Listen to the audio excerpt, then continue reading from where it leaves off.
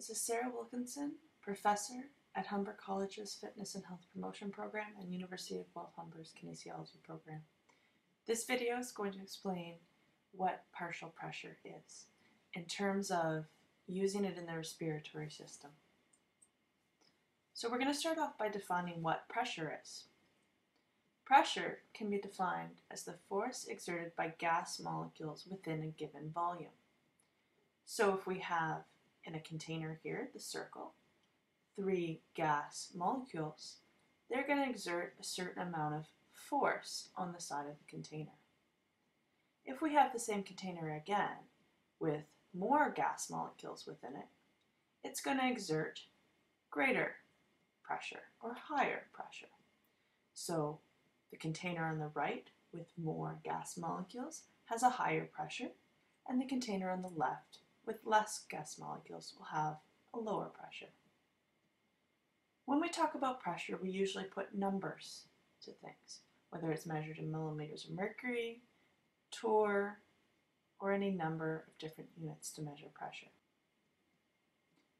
We're going to talk about the total pressure in terms of numbers. The container on the left has 3 gas molecules, so we're going to give it a total pressure of 3, while the container on the right has 10 gas molecules, so we're going to give it a pressure of 10. For now, we're going to leave units out of it. So in terms of what is a partial pressure, this is the portion of a total pressure exerted by the presence of a single gas molecule. So for example here, we have a container with 3 different types of gases.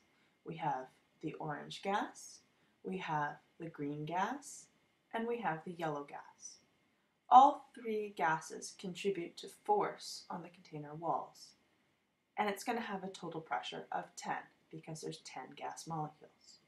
But if we just want to look at the orange gas, its pressure due to the single orange gas is 5 because there's 5 gas molecules.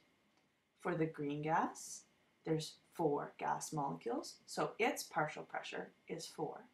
And finally, for the yellow gas, there's only 1 of it, so its partial pressure is 1. So if we add up all the numbers, the orange gas being 5 molecules, the green gas having 4, and the yellow gas having 1, there's a total pressure of 10. Now let's use the example of the air that we breathe. So in the air we breathe, there's a mixture of gases. There's nitrogen, oxygen, and carbon dioxide, all present in different proportions. And they're each going to contribute to the total atmospheric pressure. We know that the total atmospheric pressure at sea level is about 760 millimeters of mercury. That's the total pressure. But we're going to find out the partial pressures due to each presence of a single gas. So what's the PO2, the pressure due to oxygen? What's the PN2, the pressure due to nitrogen? And what's the PCO2, the pressure due to carbon dioxide? So again, we have 3 gases in atmospheric air. We have nitrogen, oxygen, and carbon dioxide. Nitrogen makes up about 79% of atmospheric air, oxygen 20.93%, and carbon dioxide is present in a very small quantity as 0.03%. We can write all 3 of these gases in terms of percentage or as a fraction, 0.79, 0.2093, and 0.0003. This will come into play later when we start to do some calculations.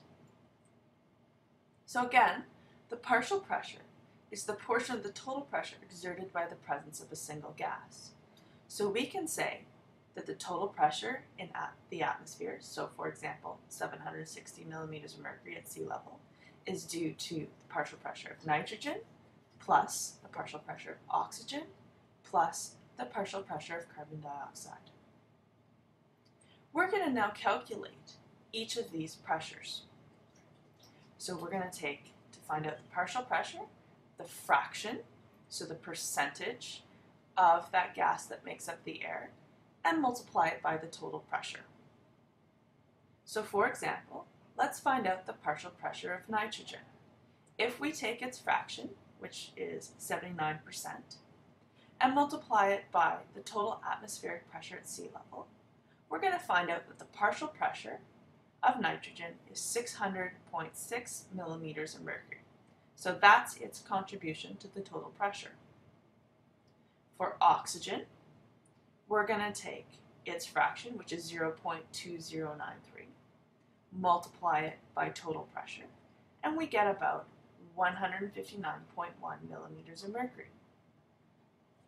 And finally, for carbon dioxide, we're going to take its fraction, 0.003, multiply it by total pressure, and get about 0.3 millimeters of mercury being its partial pressure.